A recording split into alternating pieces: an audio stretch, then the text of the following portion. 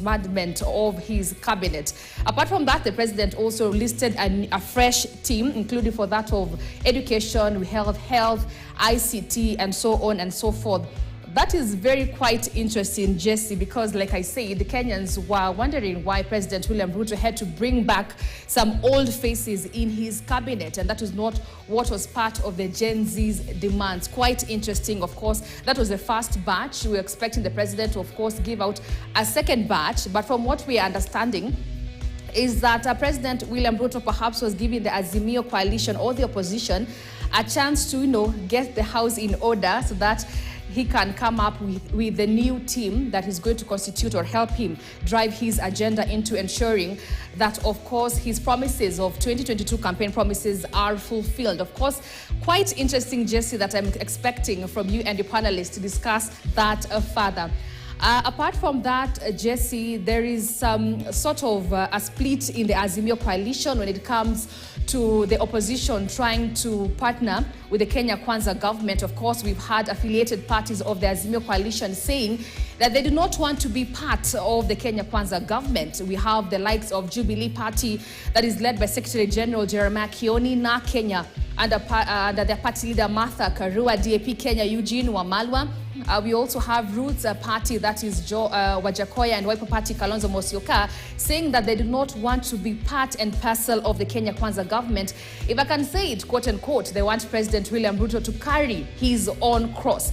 But from the Azimio One Kenya coalition, we have the likes of ODM party led by Raila Odinga saying that they are in for a government of unity, saying that giving dialogue a chance is not really wrong, all right? So now there's that split in the Azimio coalition, but also in ODM, there seems also to be a split because we have the likes of Siaya Governor James Orengo saying that he does not play party to ODM partnering with the Kenya Kwanza government to drive the agenda. Of course, we've had him saying that is not the way to go. They should let Kenya Kwanza run on with their government. We've also had the likes of Embakasi East Member of Parliament, Babu Owino, saying that he will stand with the people regardless of the consequences that he's going to play party on. Remember, those are just some of the faces that are saying that they're going to let President William Ruto and his Kenya Kwanza government carry their own cross. Remember, from that split, from what we saw on Wednesday last week, those fracas at Joff, we saw that there are goons who came and interfered when Wiper Party leader Kalonzo Musyoka was trying to give the resolutions from the Azimio NEC meeting, but I don't even think he got to say a word or two before goons came in. They attacked the media.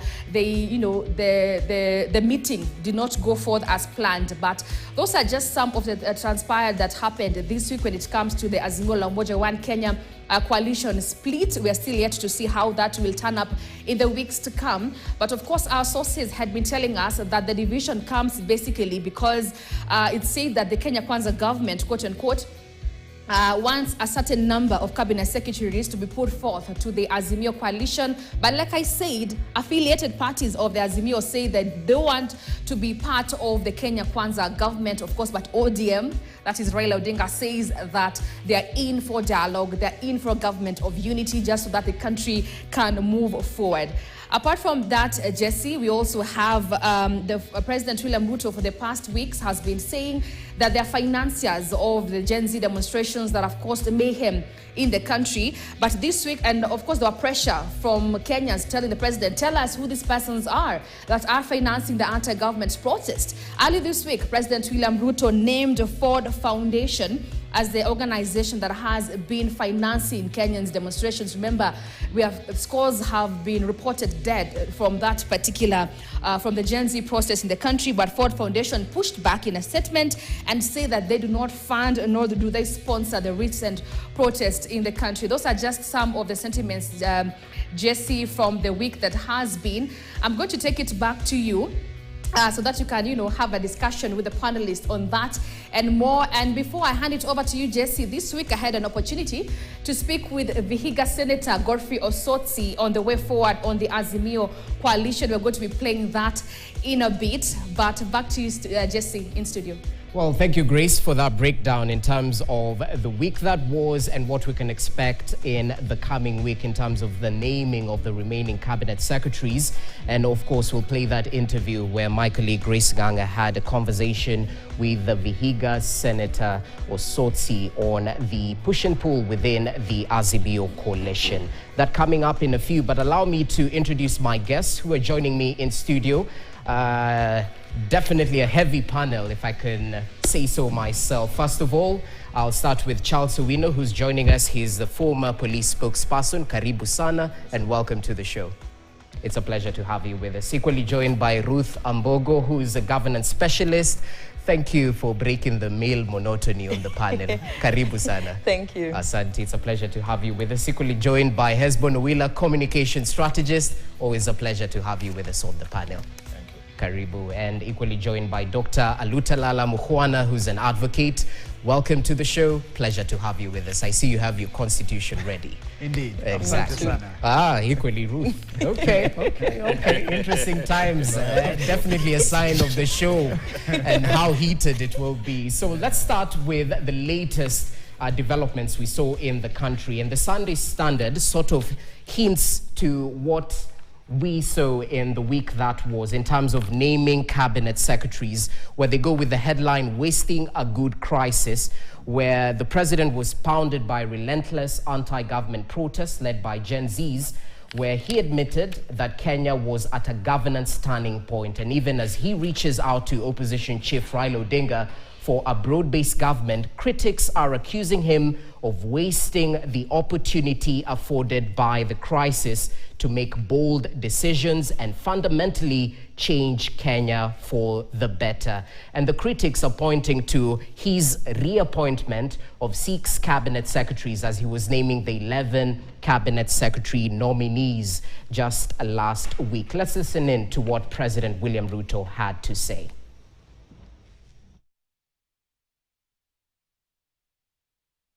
First batch of 11 individuals for consideration and approval by the National Assembly for appointment as cabinet secretaries. It cannot be denied that our nation has been in a crisis caused by multiple and complex factors.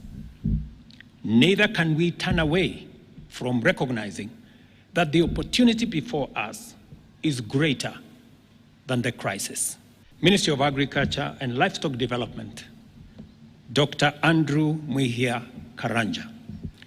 Ministry of Health, Dr. Deborah Mulongo Baraza. Ministry of Water, Sanitation and Irrigation, Eric Murithi Muga.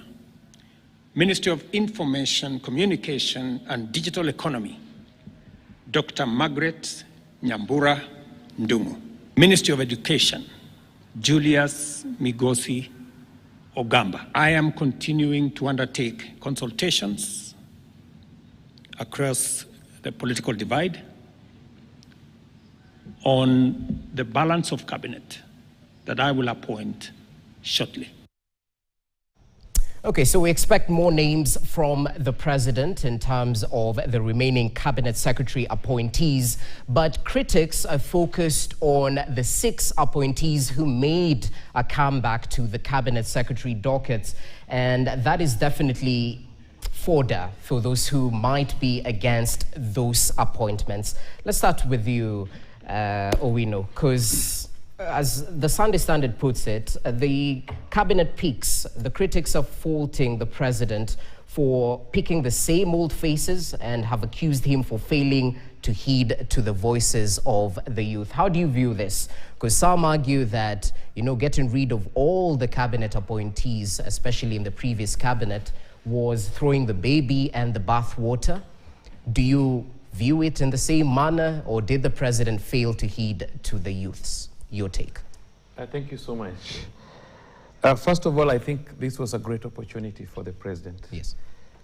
To balance between the demands of the Mwananchi and his personal interests and his methodology of governance. This was a great opportunity for him. But once you have voted in a president, The appointment of cabinet is his prerogative. It's upon him to pick a cabinet that he deems fit. But politics have a lot of dynamics and interests, because you will find that even the new faces, they don't just come. There are interests even in those new faces. Because you can see the Minister for Health, Deborah, is from Bungoma, where the previous Minister for Health came from. So it means she must be serving a particular interest in the cabinet. The Minister for Agriculture also comes from, I think, the same region where the previous Minister for Agriculture came from. Yes. The Minister for Water, Eric Murithi, also comes from the same community and the area. The Minister for Education also comes from Kisii. So it tells you clearly the dynamics that even if you change faces, but they are still interested. It's only the Minister for ICT that has been replaced by a different person. And we can understand the case for the Minister for ICT. There could be two things playing. Either the President is waiting for Raila Odinga to give his members, and then because the Minister for ICT comes from Raila's not only region, but also village, their neighbors at home. So maybe the President is waiting, fine, this minister has worked so hard, he may be good, but let me see the people that Raila Odinga wants to pick. So once Raila Odinga picks, then he may be reconsidered, or he may reconsider. But a lot of challenge, for example, maybe you don't know, I'm the coordinator for UDA in Siaya, and I've registered 271,000 members in UDA. And they are calling me, telling me that, oh, does it mean we go back to ODM? Does it mean that our party does not recognize us? It means if Raila comes as a member of ODM, then UDA is not necessary in Siaya. We are 271,000. Does it mean that the President is going to pick a non-UDA member? Because once he does that, then the message to the people of Siaya is that you don't need to join any other party.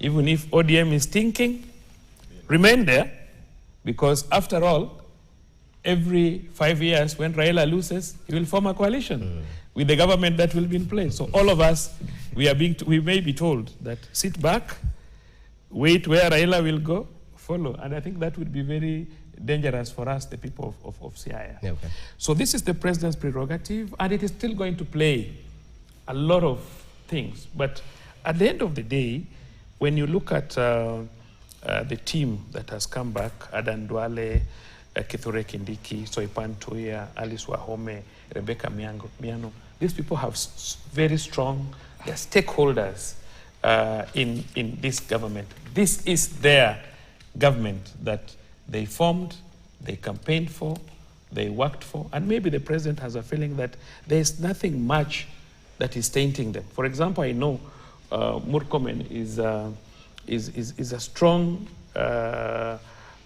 person in the President's circles. But now, sometimes it's a moment where now people have painted you so badly that the President has very little that he can do. If I look at, from my security background, since this government, we have had very little challenges with terrorism, especially along our borders and so on and so forth. Okay. And I think behind the scenes, Adan Duale could be playing a very big role in northeastern, and also talking to the government of Somalia. And also, you know, Somalia government has been fighting Al-Shabaab. In fact, they are very busy internally. They have a lot of wars internally. The government is really, really fighting them. And I don't want to not to believe that Adan Duale could be playing a very big role in our management of security affairs along the border, and especially our relations with Somalia, which has been a very big problem. So internally, I want to believe he has a very big stake. If you look at Alice Wahome, she's a very strong supporter of the government, of the president in Central Province. And the president is also looking for a second term. Definitely. There's nobody who will be in office who will not be thinking of looking for a second term. So these are strong pillars. Kithure Kindiki was just a few seconds away from the presidency, from the deputy presidency, when the current deputy president was picked. He was a very strong contender. And I think very few Kenyans have a problem with Kithure Kindiki. Okay. So I think a lot is still going to play. And I know much of the politics going on was not just about the finance bill. There's much more that is boiling underneath the waters, which I think we will look at and discuss as time goes by. All right. Yes. So you definitely don't see any political cost in the reappointments of those 6 individuals? No, they are there. Remember, why is the president bringing in Raila Odinga in his government? And he has been a strong critic. It's because of he only lost by about 230,000 votes, and that means he has still a support of over 6 million votes. Okay. And then also remember that our former president is very young. He's young. He's a politician. Mm-hmm. He's a businessman, mm-hmm. and it is government that has the biggest share in business. We know a lot of business that his companies are doing with government, either directly his companies or family companies are doing with government. All right. And at the time of election, you are aware that the former president did not support the sitting president, so you don't expect that he would sit easy wherever he is. All right. You are just aware that Raila Odinga was to have his people join government, and you know what happened the last minute. And there are a lot of rumors. People even saying today that they could be together somewhere, discussing and seeing how Raila Odinga can pull out of government. Mm. But from where I come, in Luo Nyanza, we want Raila to be in government, except that I want him to be in government, but I would not want a situation where the president gives him a clear path that he can appoint his cronies into his cabinet. Okay, interesting. Yes. Ruth, as you come in, did the president waste a good crisis? Did he get it right in the reappointments he's made? Because it's an intricate balance between rewarding political loyalty on one side and equally merit-based appointments. Did he get it right? The president definitely wasted a good crisis. You know, I listened to Mr. Owino here talking about how, trying to praise and trying to justify why some of these people had to remain as cabinet secretaries or rather come back. And I have so many questions. You know, there are so many ways to look at these reappointments or rather appointments, reappointments and new faces that have come to government. Mm-hmm. First of all, let us have the background of these whole appointments. The firing of the cabinet and the rehiring of older cabinet members and hiring of new cabinet members came about because of the Gen Z revolution, or call it quote-unquote revolution, or the demonstrations that were ongoing, where the finance bill was rejected and the young people now said, let us now tackle issues that we have been wanting to talk about but never had a chance to talk about. And during those spaces, one of the things that kept on coming up was, you know what, because of the opulence of your cabinet secretaries, because of how incompetent they are, and because of what we as young people have seen, basically incompetence, opulence, and how they conduct themselves and the manner in which they hold the offices that they hold, and holding them in a particular manner that doesn't bring good reputation to the offices that they hold as required of them under Chapter 6. We want them all gone. So remember, this was a request that came from the young people themselves, you know, from Gen Zs, from the millennials who are on the streets, and even the older generation. So when the president comes to fire cabinet, and he actually did during firing cabinet say that he had reflected and listened to Kenyans. Kenyans were hoping that he would now take this opportunity and say, and listen to Kenyans, and even probably have a conversation with them before saying, now I am reconstituting a new cabinet. Which people would you want, not necessarily who in terms of names, but what caliber of people would you want to see coming back to cabinet? If he had that conversation with the young people who led him to fire the cabinet, the first mistake he would not have done he would not have reconstituted these 6 members. We wouldn't have seen Aden Duale coming back to his office as a CS. Why? Because the young people right now are saying that Aden Duale is solely responsible for unleashing the military to the streets when young people were peacefully demonstrating, and as a result, some young people were, lost their lives. Number 2, the president would not have brought back Alice Wahome as a cabinet secretary. Why? Because Alice Wahome probably did not, Alice Wahome's contribution towards the housing levy, which was an issue that people had, the general populace had last year, would have come to play if he was truly paying attention to what the Kenyans are saying. Okay. If he was paying attention to what the Kenyans are saying, David Chirchir would not have come back. Why? Because David Chirchir is probably tied to, he would have to answer to Kenyans as to why we've been having frequent blackouts ever since this government came to power. And as to, he would have to answer questions such as the illegal G2G, deal that was done. He would have to answer to the scandal that of the 17 billion, diesel scandal. He would have to answer to that. And the president would look at it and see that, this man is not fit to come back to office. Okay. Again, if he was listening to Kenyans, he would reflect on somebody like Soipan, and would understand that Soipan Tuya is associated with the illegal evictions of the Ogiek community from land that naturally belongs to them. These are a minority and protected by the constitution.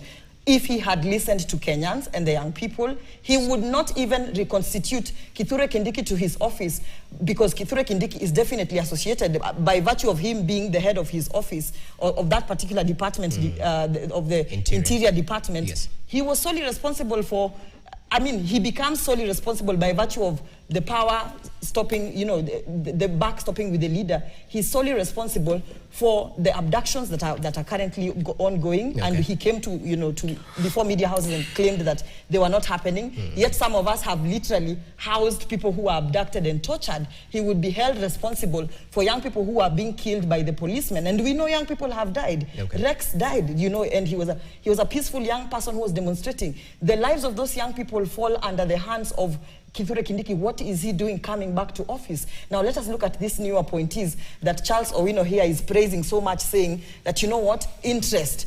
The president's interest at this particular point does not matter at all.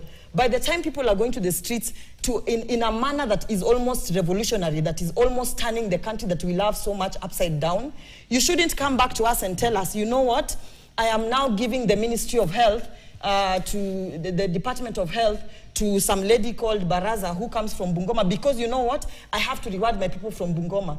What young people were saying in these spaces, what young people were saying on their social media platforms is, we even want to do away with the politics of tokenism. What he has done by appointing Baraza, who again, young people we are very good at our research, and we are finding out that, Baraza, Dr. Baraza is actually related to Wetangula. So why are you giving us somebody related to Wetangula when you have just evicted another person who was allegedly also related to Wetangula? Okay. Number 2, why are you giving us somebody related to the, in the Ministry of Education, why are you giving us somebody who literally vied with the person who was holding that office prior to the person that you have just appointed? Meaning, it is tokenism, and there's some interest that you want to give to the people who come from Kisii, from the Kisii area or the Gusii community. And the young people are saying, we don't want tokenism, we want experience. So the point I'm trying to put across is this. Yes. He had an opportunity to sit down and say, fine, I listened to you, the cabinet is going to be disbanded, but now I want to listen to you again. What type of people do you want? And he would have been told,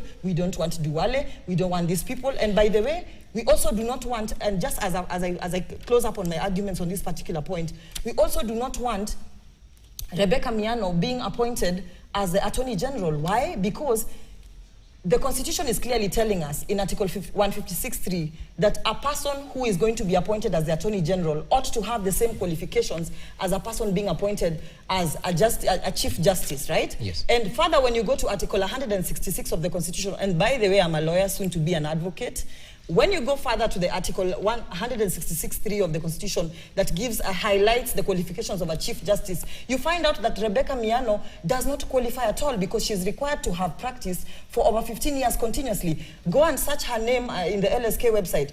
Her status is inactive. So why is she serving as the Attorney General? Okay. Interesting. And I thought you'd be happy that we'd have the first female Attorney General. But that's a story for another day. Hesbon, as you come in, she seems to hint to the point that Ruto exchanged Peter for Petero, if you get my drift. So did he get it right in terms of that intricate balance from where you sit? Well, I think, there are so many lenses you can look at it from. And I think from the lens that my friend Ruth is looking at it, he didn't get it right. And it's so much of a Gen Z tinted kind of spectacle. You would actually say that he did get it right. And the reason why he didn't get it right is because probably from a Gen Z perspective, he didn't go to the Twitter, the X space to consult and say, who should I bring back? And I think that is asking too much. You don't campaign all over the country to be the president for the people who gave you the power, to lead this country, to decide every decision that you're making. I think for me, that is being a little bit, we're overstretching it, we're being a bit simplistic in thinking that the president would go consulting each and every one of us on who to appoint. Now, if you look at it from another lens, a nationalistic lens that is not Gen Z tilted, I think this was an opportunity. This was an opportunity to show the entire country and the entire world. And of course, it gave the president, a very clean slate to do away with any baggage that he had and tell his political friends that it is not me, I've been pushed by the Gen Zs, but still make that very decisive decision. And I think he failed to do that. And he didn't fail because of the people he appointed. He failed because we didn't see any radical shift in what has been there in the past, But politically, you'd understand the president, that there are certain things that you can't sit too much and still expect to wield political power. You can't have been a member of parliament who was elected in, to parliament in 1997. In 2002, 2007, you worked with people like the president has worked with Adan Duale for quite a long time. He probably believes and understands, the ideology of the president, what the president has been thinking about taking this country forward. And you can't wish away that kind of a person and say that because of 1, 2, 3 things, because Adan Duale was in the previous cabinet, the president needs to dispense with him. Maybe they have a strategy going forward, And I think from a political point of view, there are people. And even before he reappointed this cabinet, I think I was on national TV and I predicted that 3 would definitely come back. Those 3 came back. Adan Duale came back, Kindiki came back, and Soipan came back. And the reason why I think these are people who probably you need around you, because as the head of state, you're running a country, and you need to run a country with people who understand where you're going and have what it takes to deliver. Look at what has happened in the Interior Ministry. Look at the Immigration Department. Look at the crisis at the Kerio Valley. We appreciate that a lot has been done. And, when we talk about, taking that responsibility, when things are negative, we say the minister has to take that responsibility. The minister also has to take credit for the good things that he has done. But the problem that they have to address even in bringing these people is how do we deal with what happened during the protests? How do we see heads roll? The Gen Zs were not protesting because they woke up one morning and decided to protest. The bulk of this protest was not even about the finance bill. Majority of the people who elected this regime are actually young people. And they elected this regime simply because they believed that now that we have a candidate who comes from a totally different background, one who went to school barefoot, one who went through the public school system, one who rose from selling chicken to the president, there is likely to be a paradigm shift. So most of these problems that we have today, we've been having them all over. We've been having them since I was born. We've been having them since independence. Now, the difference is, in as much as this current regime may not be solving them, this regime promised that they are going to solve. And that's the reason why these young people elected them. So the critical question that we must ask ourselves, that these were demonstrators who are just asking for what is rightly theirs. The promises that were made and they didn't see. So the ones who were killed, the blood that was spilled, something has to give. And I think that's the point where you may want to blame some of these reappointed cabinet secretaries.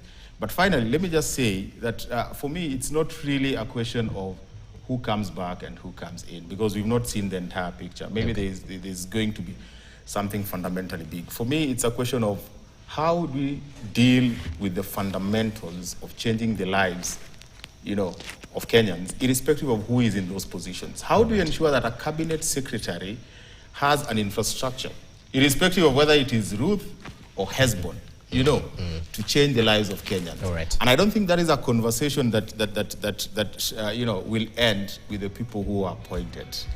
I think we are at this point where there is a lot that needs to be done in terms of making fundamental changes that will reassure Kenyans that once a cabinet is constituted, it will serve the interest of Kenyans. Okay.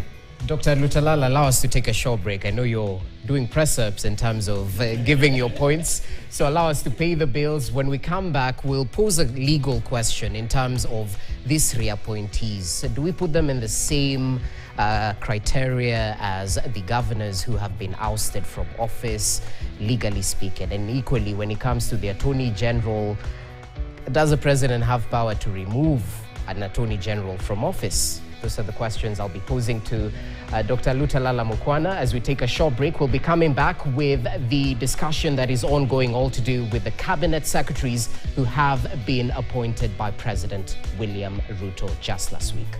We take a short break, we'll be back.